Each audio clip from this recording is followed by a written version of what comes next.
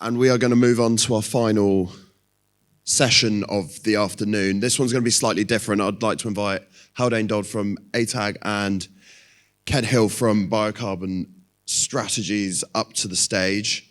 So what we're going to do here is have a little debate about, I mentioned we were going to be doing this earlier, about policy structures, and the motion that we're going to have these two guys debate is sticks make better policy frameworks than carrots.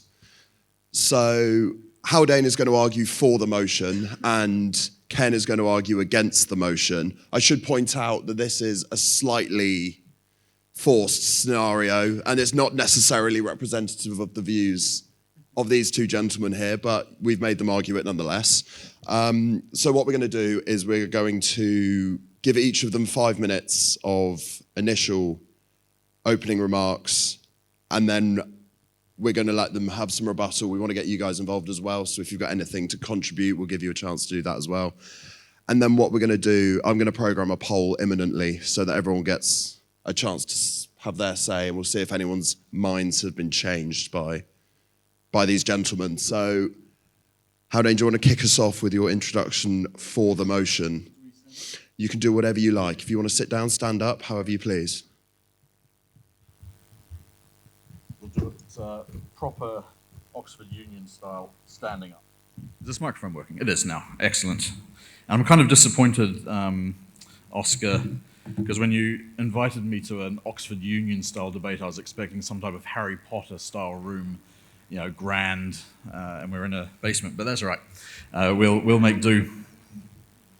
So, Mr. President, ladies and gentlemen, today we debate on an issue that is at the very heart of our sector's decarbonisation journey. It's a simple question: how do we scale SAF to the levels we need to get to an almost complete replacement of fossil fuels by 2050 and allow air transport to play its role in our global net zero future? A simple question, yes, but a very complex answer, and something we've been grappling with for the last decade in earnest. So according to analysis that we undertook for our Waypoint 2050 report, we're going to need almost 500 million tonnes of SAF to be delivered every year by 2050. Last year, we used just 1 million tonnes. A 500-fold increase in 25 years. Is it even doable? We know that SAF works. We're already flying on it today. It's an immediate solution without major aviation infrastructure changes. We know there's enough feedstock to make it viable. A number of studies have shown that, and the wide array of pathway and feedstock options that we've heard here today as well are a real benefit to aviation's energy transition. The problem lies in economics. If SAF were the same price as fossil jet, we would be making a rapid transition as fast as diggers could break ground on new plants. The price will start to normalize once production increases, supply and demand, but we also know that it's likely to be more expensive than fossil jet for a good while yet, if not forever. As is so often the case when market dynamics are failing to meet broader societal needs, policy will be central to the fix. We often hear the complexity of the policy needs for SAF broken into two simple choices: carrots or sticks. Now, don't get me wrong, I love carrots. They are amongst the favorite of all the vegetables that I enjoy. Sticks are not so tasty, but they do make for the best policy approach to the rapid and immediate scale-up of SAF. Why? Because they are the only policy tool with three critical characteristics: certainty, speed, and scale. First, certainty. Mandates create a predictable, long-term demand signal. When governments put in place a mandate, investors, producers, and airlines all know what the level playing field looks like. This certainty should help de-risk private investment and investment by governments as well. Without it, producers sit on the sidelines, unwilling to build billion-dollar facilities without confidence that demand will be there. Mandates lock in expectations.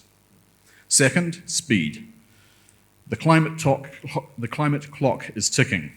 It is often said that an energy transition takes around 60 to 70 years, something that Jonathan Council over in the corner there has said a number of times. We've got 25 years to do this. We don't have time to wait for the market forces to gently nudge us in the right direction. Mandates are immediate, they do not rely on voluntary uptake or eventual cost parity. Thirdly, scale. Only mandates can ensure that SAF grows beyond niche markets into mass adoption. Voluntary commitments, like the 50 airlines, which have already committed to SAF above 5% for their fuel from 2030, are helpful, and we really do need to applaud all those airlines taking that leadership on this project. But they are far from certain. It's an insufficient way to shift an entire industry. A global challenge like aviation emissions requires a systemic response. Mandates move the entire market, not just the willing few. And for those airlines which do want to be leaders in the space, going above and beyond mandates will be easier once more supply is flowing at a more cost-effective price. They also help those who want to purchase SAF but can't due to internal or external pressures, because with a mandate, they have to. The reality is that a 500-fold increase in SAF production in the next 25 years will not be generated from voluntary action alone. However much we would like to be making those commitments, and we should be making those commitments to help drive climate progress, the big traditional oil companies which should be driving in the space are not. In fact, they're failing dismally in an area where they're raking in good and record profits. So if they're not going to play their needed part in deciding how we meet our energy challenge, we need to force them to do it. Theodore Roosevelt famously championed the idea of speaking softly and carrying a big stick to affect global change. With climate impacts more and more affecting everyday people's lives, now is the time for big sticks. Thank you. Thanks very much, Haldane. And now, Ken, you've got your time to your opening remarks to respond. Are carrots your favourite vegetable? No, they're not. It's not a great start.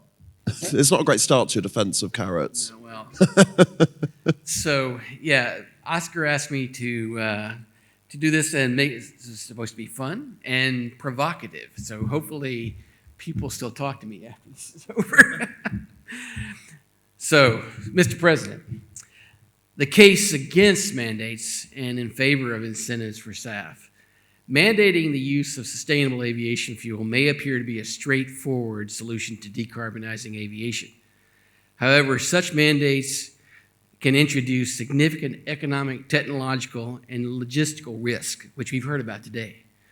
A more effective and pragmatic approach to incentivizing sustainable SAF production and adoption, supporting innovation, investment, and voluntary compliance without compromising competitiveness and consumer access.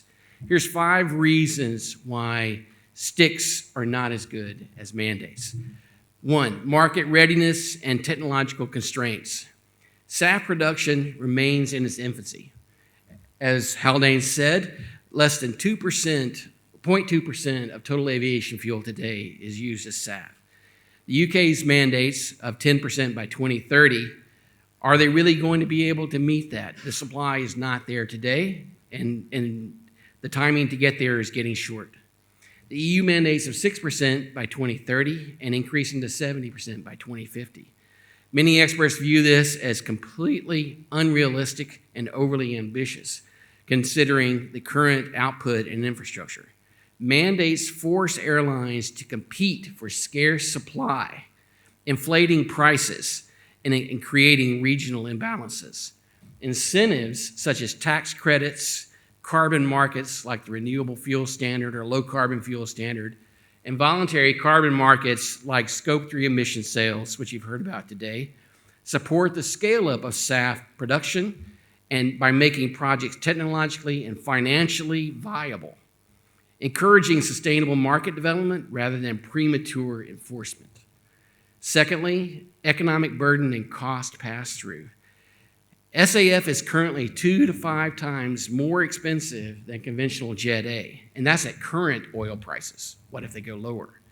Mandates impose this cost directly on airlines, which will inevitably be borne by the consumer, disproportionately affecting low-income travelers. Budget carriers face the greatest risk here, with mandates threatening their operational viability altogether. Other airlines based in the UK or EU, for instance, may lose competitive ground to non-compliant international carriers, operating via low-cost or lower-cost hubs like Istanbul, Doha, Dubai. The result, higher ticket prices, reduced consumer access, and potential carbon leakage as traffic shifts to jurisdictions without the same mandates. Incentives, in contrast, reduce the effective cost of SAF to airlines, especially when layered with the tax credits, carbon credits, and project finance support that can be had. In the US, many projects are now offering SAF to airlines at roughly Jet A parity, mixed in with all the credits and incentives. This mitigates the inflationary impact on travelers while maintaining airline profitability. Third, innovation and flexibility. Mandates can inadvertently lock in specific technologies, discouraging exploration of more scalable or cost-effective solutions. By comparison, the International Maritime Organization's recent maritime rules focus on carbon intensity rather than technology type, allowing the market to innovate freely. Narrowly prescriptive SAF mandates have prompted developers in the EU, for instance, to consider shifting focus toward non-EU compliant fuels and exporting those to Asian markets with CI-based programs, which they expect to see. Rigid mandates, therefore, risk stifling innovation and misallocating capital. Incentives foster innovation by rewarding CI improvements and allowing diverse technologies to compete on performance and cost, driving continuous improvement rather than static compliance. Fourth, competitiveness and regulatory complexity. SAF mandates vary significantly across jurisdictions, creating uncertainty and compliance challenges for airlines operating internationally. This patchwork leads to administrative burdens, fragmented fuel sourcing, and potential distortions in route planning and pricing. Incentives promote cooperation, voluntary alignment, minimizing regulatory friction, and preserving competitive neutrality in global SAF markets. Fifth, alignment with industry capacity and resources. Mandates often impose timelines disconnected from real-world infrastructure readiness or financing capacity. SAF project development requires long lead times, regulatory approvals, and substantial capital investment, none of which are guaranteed by a mandate. Most mandates do not come with proportional public investment in project finance for refineries, blending, or distribution infrastructure. Without coordinated support, mandates risk becoming unfunded obligations. Lack of compliance due to unavailable supplies will prompt industry pushback when they don't meet those targets. This possibly leads to weakening enforcement credibility if credits are then allowed. Incentives, however, enable SAF adoption to scale in lockstep with actual market capacity, ensuring that airlines and fuel producers can meet demand responsibly. Conclusion. The climate imperative for aviation is urgent, but mandates are a blunt tool with unintended consequences possible. Without stronger market support mechanisms, particularly in financing, infrastructure, and flexible compliance pathways, SAF mandates risk being counterproductive, undermining both political and industrial support. In contrast, a robust system of incentives, including project finance support, tax credits, carbon credit eligibility, and Scope 3 emission sales, provide a more adaptive, scalable, and economically sustainable pathway to SAF deployment.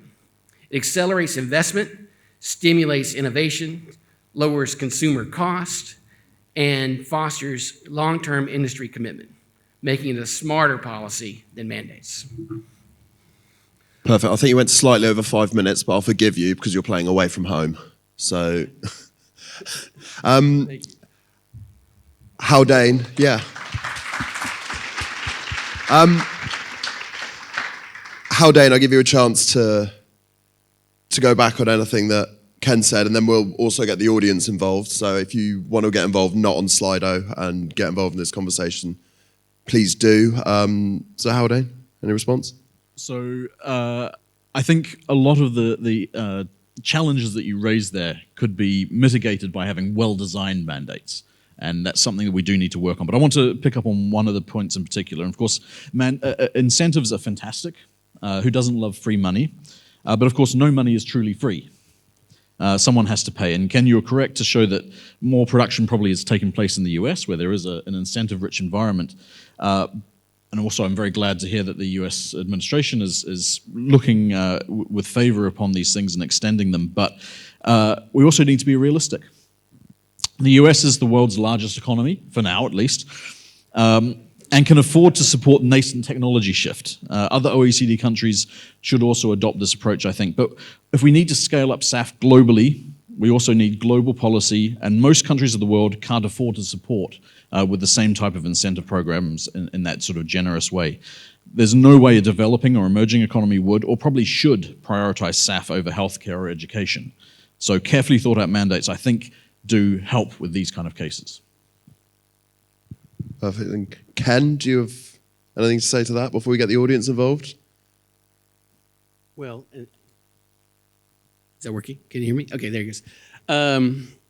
Well, certainly I understand the size of the U.S. market. I would counter, though, that the European market is, when you look at the number of people in Europe and the budgets of the European economic area, broadly, then they can be just as competitive and create and incentivize nascent technologies just as well, or maybe even better than the United States.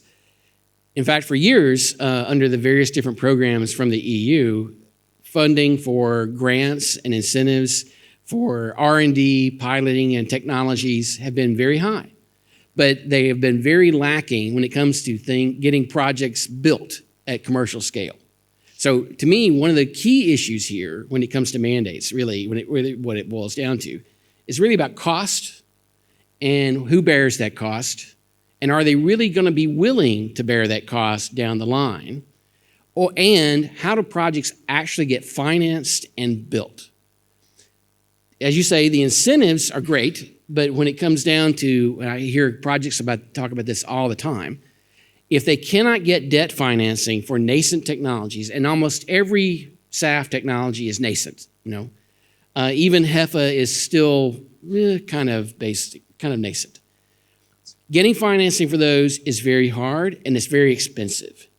And that means the price is going to be even higher. So the key issues around mandates, and really honestly about any approach to this, cost, who's going to bear the cost, and who's going to be able to finance the trillions of euros or dollars in debt that's going to be required to meet the volumes by 2050. And I don't think that in any case, we have to set the playing field so that production actually happens. And the thing I worry about, and I agree with you earlier, you mentioned about the oil majors not really stepping up. They're not going to be first movers. And my big worry, and I'm already hearing this from some of my colleagues here in the EU, is that they're already setting themselves up to say, there's no supply, so I don't need to meet the mandate, right? I can reduce the mandated requirement come 2030. Without rigid enforcement of that mandate, it's not worth much. Have we got any statements, questions, arguments from the audience in either direction? Anyone willing to have a say? There's a couple. There's one in the corner as well. Microphone is coming imminently. Yeah. Excuse me. Sorry, Andy McNeil with Arcadia Fuels. Great format, by the way. Kind of quite like it. Question I think is in relation to who pays. So someone has to pay. This doesn't come for free. So I get the argument towards incentives, Ken. But in your mind, who's paying for that? Is that paid through general taxation? So it's just paid for on the kind of on the fly, where the taxpayer doesn't actually realize they're paying for it, as opposed to paying for it potentially through mandates, where it is actually for want of a better word, the polluter that's paying. So have you got any thoughts on how you square that circle around who pays? Well, it is true. It's really about reduced, when it comes to the incentives, tax credits particularly, that really becomes down to reduced income tax paid by somebody. And so that means that's all about budgets, of course, right? The bigger worry I have about this, especially considering the last few years of inflation around the world, if we start to see significant inflationary pressures on pricing for airline tickets or your Amazon package or whatever may be the case, that's as a result of mandates, do you start to lose public support? And so I think that the incentives piece, at least when it was created 3 years ago now, was really designed to try to get things started, to subsidize, really is what it is, a subsidy for the industry to get them up and operating so that they could drive down the cost curve as quickly as possible before the incentives expired and the consumer bore the pressure or the cost of the increased, because, does ESAF get to Jet A parity by 2035 or 2040 or 2050? With no incentive or no, I don't know. I don't think that's going to happen. So the consumer is going to eventually pay that price even with incentives. So if you can try to ameliorate that in some way over time, then that can be something that is more palatable to the average consumer. So it's a tough question, but eventually it's really a subsidy from that perspective, and the consumer doesn't pay as much, except in an unseen kind of way. I take that point. That the consumer will end up paying for this. With incentives even in place, as you say, it's unlikely we're going to get down to parity with fossil jet anytime soon. And so what that does is it puts the pressure on the airlines that want to take a leadership role in this case, and they're kind of forced to have higher costs, underlying costs. Now, for a while at least, that's probably not all that much because you've got fairly small quantities. But once you get to larger quantities, as we try and push it through the system, those airlines are going to have higher costs than their competitors. What at least a mandate does is it provides that level playing field amongst the airlines and gives an opportunity to be better than that even. I get that point. And I've had several European airlines tell me they're very concerned about this. So if you've got a hub in Schiphol or Frankfurt or wherever, Heathrow, and you're having mandates where you're paying significantly higher prices, and that's going to that ticket, and I am flying from, New York to Mumbai. Am I going to fly through Heathrow or am I going to fly through Dubai? And I know that a lot of the European airlines are very, very concerned about people rerouting themselves, and then they're going to lose a lot of revenue because those transatlantic or international flights are a big portion of their income. So what does that mean to the airline, the European or UK airline in the long term? I don't know. We need a global mandate. I don't disagree that there needs to be, that's one reason I love the IMO ruling. Because it's global, it's standardized, everybody has to comply. And it has a price on carbon, it's going to drive down the use of the carbon emissions and hopefully the adoption. We've got a couple of other questions. We've got one in the far corner over there. Thank you. Andrew Thomas from VistaJet. I think you're both right, personally. We do also have an investment fund in Europe. It's called ETS, but it's not used for incentives. So we already have the mechanism in Europe. I think the mandate is important because it makes everyone do it. But the voluntary side, with incentives, I do agree with as well. It's just those funds aren't being used for the SAF. I had a discussion with EIB, European Investment Bank, last year, and I asked them, how much funding for financing do you have from the ETS? 2 billion euros. How many plants can you build for 2 billion euros? And it's a 40 billion fund? Maybe one. Now, the new funds they're looking at, the Industrial Decarbonization Bank, some of the innovation funds, some of those kind of things, till TBD on what they're going to look like and how can they incentivize things. Hopefully, they can be used for project finance in such a way that it lowers cost, because realistically, cost of debt in Europe is cheaper even than the United States. So it should be able to leverage that and actually provide better project finance, I believe. It's not there yet. But that's a critical component. I have one company I'm working with is building an e-fuels project in the Nordics, and their cost of debt is 2x what they really can afford. And so how do they actually get that eSAF or e-fuels project off the ground? That's a big challenge. We got another question over here. Jonathan? Jonathan Wood. I think which policy could be most applied and implemented globally would be great in an international industry like aviation, but which is the most bankable approach? Maybe we should have a finance man adjudicating this debate. You saying I'm not a finance man? Do we have any finance men that want to weigh in? Or women. Or women? Apologies, you are so right. Oh, here we go. Michaela's going to wade in. Here we go. Thank you, Michele Verde, RBC Capital Markets. So, to your question, well, it's actually a good question because I also have a question on that, and it is, the problem with incentives is that they don't give us a long-term view on what the revenue will be. Like, we have a lot of uncertainty on what's going to happen in 10 years on US incentives. Are they too generous? Is the government going to pull out from them?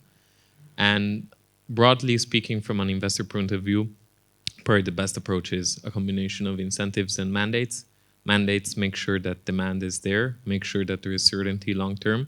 Incentives give the push to get to the mandate. So at least as an investor, I'm really happy that I can fund my project with cheaper money, or I can fund my revenue with some government money, and at least it will help perhaps cover my capital expenditure costs, and then whatever is after, let's say, the first 10 years of operation comes from the mandate. So that could also work. The big question on the mandates for me is, I've been around for RED 1, RED 2, RED 3, okay? And I also know what happened with RED 1 and RED 2. In 2031, when there's not enough supply, what does the European Commission do? When the big oil majors say, we don't have enough, are they going to really be strict and rigid on enforcement? That, to me, is a big, big question. I hope they are, because I like the idea of mandates, to be honest with you, in a lot of ways.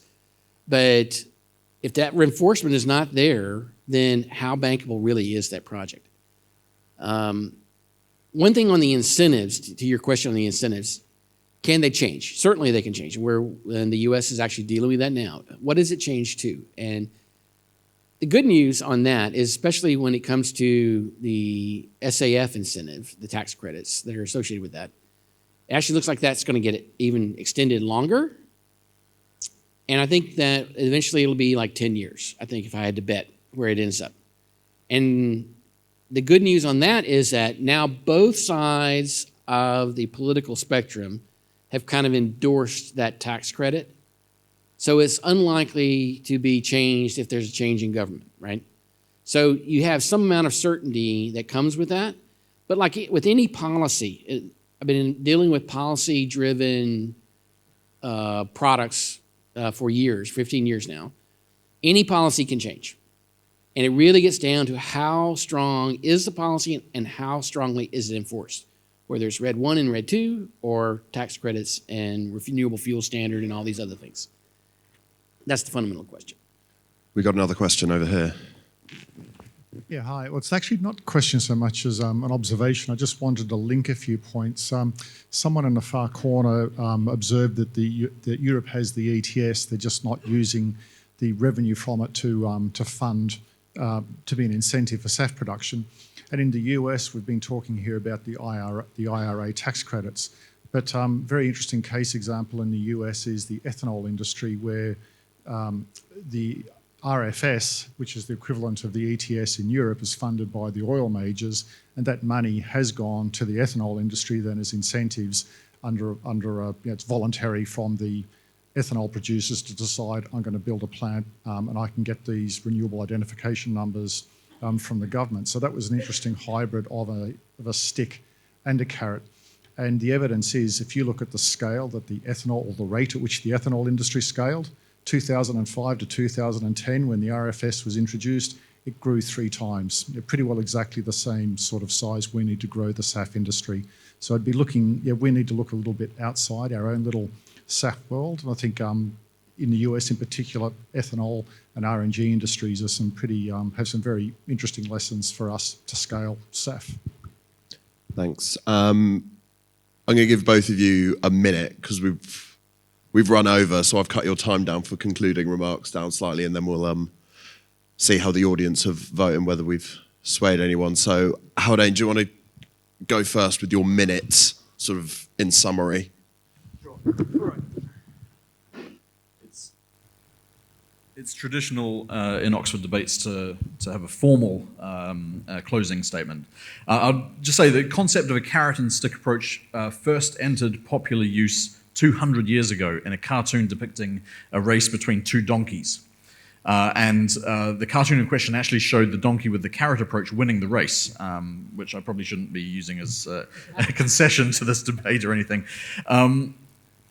My own personal view is that I firmly believe mandates do have an important role to play in the scale-up challenge for all the reasons that I outlined earlier. It's self-evident that we're going to need both carrots and sticks to help push our energy transition where it needs to go. And those incentives and the mandates as well can take many, many different forms, and we're seeing those start to develop across the world. And it's going to be interesting to see how that develops. We don't have a lot of time, but we are at least seeing a range of different mechanisms being put in place as well. I think there are a range of different enabling factors which are really important. So it's not just a carrot or a stick or a mandate or an incentive, but it's also fairly important enabling factors like the ICAO Finvest Hub, capacity building, book and claim frameworks, as we've heard today, and various different technologies that will really help drive this forward. So it's an exciting time for us all. It should be seen as the once-in-a-generation challenge that it is. And I think whether it's carrots or sticks or probably a mix of both, we should all agree to at least try and avoid being the donkeys in the cartoon at the end of the day. Thank you.